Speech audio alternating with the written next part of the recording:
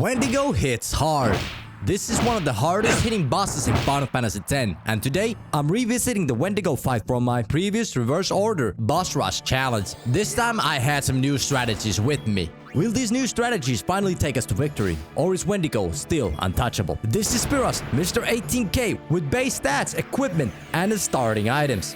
If you saw the first video, you'll remember that Spira was the first boss I could realistically defeat in reverse order, and even that hinged on stealing an ether from it. But Wendigo, he's a completely different beast, massive HP, and he's escorted by two Guado Guardians that aren't just extra damage, they heal and buff Wendigo. My first idea was to rely on Wakka's dark attack. If darkness sticks, Wendigo almost never lands a punch. One problem is that the Guado Guardians cure it on their turn. Rikku also has a new strategy. If she comes in and steals from Guado, it removes their auto potion counter. Shoutouts to the viewer who reminded me about this. You can steal from Guado Guardians to remove their auto potion counter. This was a huge problem in the first video, and is still a solid trick to keep in mind for anyone attempting this fight, or really whenever you fight these Guado Guardians. So stealing from the Guados makes them much easier to take down, and here it actually makes them possible to take down.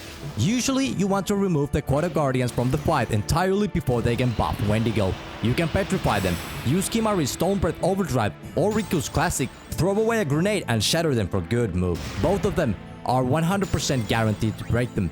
Wakka's TKO can do it too, though that needs a little bit of a luck to land a stone touch. Shattering them this way stops them from casting Protect and Shell as they fall, which makes the fight more manageable. But we don't have those luxuries here.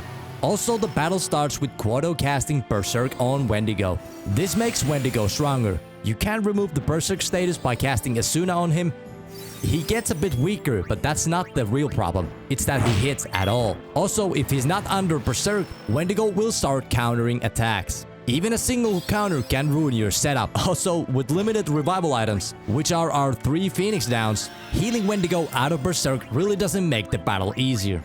Alrighty, enough of explaining, time for the first strategist full attempt. I opened with Rikku stealing from one of the Guado Guardians. Then I tried to take one at a time them out. So my main damage dealing was Lulu's spell and Aaron going physical. And the damage output already starts to slip when Wendigo gets involved. His punches hammer the front line.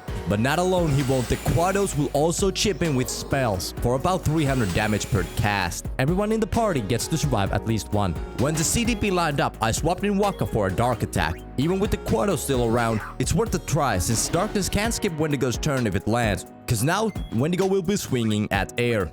Of course, the Guados will cure the darkness right away, but sometimes that's exactly what you want. Trading turns here, the first Guado was finally close to going down here. Wendigo out of darkness can still miss occasionally, especially against Lulu. She actually has the highest evasion in the party by a big margin, so keeping her in the front line is a solid way to bait out misses while still throwing out spells. Eventually, I did manage to take one Guado out. Sometimes Aaron goes critical, dealing massive 500 damage. But with one Guado out, this battle is far from over. More DA from Wakka, though immediately getting cured. And somehow, right after, auto potions kicked in too. Sometimes the CTP is such a mystery, since that Guado was only meant to have one turn here. I had Rikku steal from the other Guardian to set up the takedown. Getting a little hopeless here because my resources are running out, but hope is comforting. It allows us to accept the fate, however tragic it might be. As soon as Aaron went in, Wendigo punched him straight into the ground. 3 Phoenix Downs already burned, and at this point, the attempt was done for. So in the first run, at least I managed to take one Guado down and put a small dent into the second one, but Wendigo himself was left untouched. So I come up with another plan here. Since Wendigo hits so hard, overdrives get downloaded instantly. So the idea here was to use Rikku as a bait. If Wendigo targets her early, the nuke is ready to go. And because she starts the game with 2 grenades in Botch Temple, she's no joke here. I actually got some serious luck to blitz things off. Wendigo chose Rikku. The Guado spells also went her way, not the others. I revived her, swapped in Aaron to tank the magic, and threw her a potion so he could survive another spell if he needed. Then some more luck. The Guados wasted their turn by healing Wendigo twice, while he was comfortably sitting at full HP. And Wendigo's Haymaker? A miss on Aaron. This was the perfect start. Couldn't have asked for better RNG. Next decision was to bring Lulu in for damage or call in Wakka to prep the second phase with darkness. I went with Wakka. Then Rikku's turn came, and it was nuke time.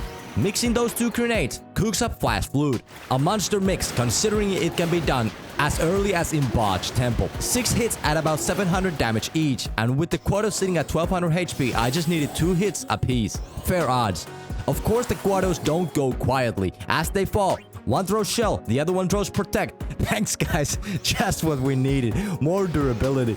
Now it's Wendigo alone. Under darkness with the party healthy, I went in for the power break with Arn, which in hindsight didn't matter much. Again, the problem isn't how hard Wendigo hits, it's the fact that he hits at all. Then I brought in Lulu to test her damage under the shell buff. A whopping 116 damage. So yeah, this was going to take a while. The plan here is working nicely. Under darkness, Wendigo really cannot land a hit. The new protect buff reduces Aaron's damage output as well. Also brought in Titus to check in with him, and he actually went critical on his hit. Usually he hits around 60 to 70, but here he hits a 126. Darkness only lasts 3 Wendigo's turns, and once it wore off, I dropped another dark attack. But here's where the fight starts to slip. Wakka only has 10 magic points. Enough for just 2 dark attacks before he's dry and begging for ethers. Here I was just wondering how much damage can I put in. I rotated characters, tested options, and yeah, without Wendigo's eyes covered in smoke, he starts landing punches that echo all the way to Luca. I couldn't come up with anything. With a couple ethers, this battle could be possible. But without them, I managed to chip away just 3000 damage from Wendigo's massive HP pool before it was over. Even with the perfect start, MP was the problem. And yeah, out of curiosity, I went ahead and tested if this battle was doable with couple ethers. And it is beatable. The dark attack spam is enough to grind this fight out. This fight drags on, but by the finish, Wendigo isn't defeated. He's humiliated. Lulu's doll marches in. Kicks one of the Spira's biggest hitters straight into the jaw and leaves him questioning his life choices. Before wrapping up, I wanted to showcase some of the overdrives just to see if any of them could nuke the Guados out of the fight. And honestly, most of them don't even come close. Titus' Spiral Cut, not enough. Lulu's Fire Fury, not even breaking triple digits. These overdrives just won't cut it. Aaron comes in with his overdrive, and lastly I try Kimari's Chump. All overdrives here are basically participation trophies. They look flashy, but that's about it. Even Valofor's Energy Rain, which looks like it should clear the field, isn't strong enough. Maybe Energy Blast could, but staying true to the challenge, I'm only using the tools the party starts with in the original story. No additives, no extras. And that's where Rikku really shines. Her Flash Flood mix is the only real MVP here. The one overdrive that can actually delete the Guados and give you a fighting chance against Wendigo. And that's the Wendigo fight, brutally punishing and impossible to beat with just base everything. But still, we came surprisingly close. The real limiter here was just the lack of simple items like ethers. With them, the dark attack spam is enough to push through, but without, he eventually lands those haymakers that put the run into the ground. That's what makes this fight so fascinating. Sometimes the smallest resources in Final Fantasy X really do separate survival from a game over. Thanks for watching, I really appreciate you sticking through this breakdown. If you enjoyed it, consider subscribing so you don't miss the next deep dive into Final Fantasy X challenges.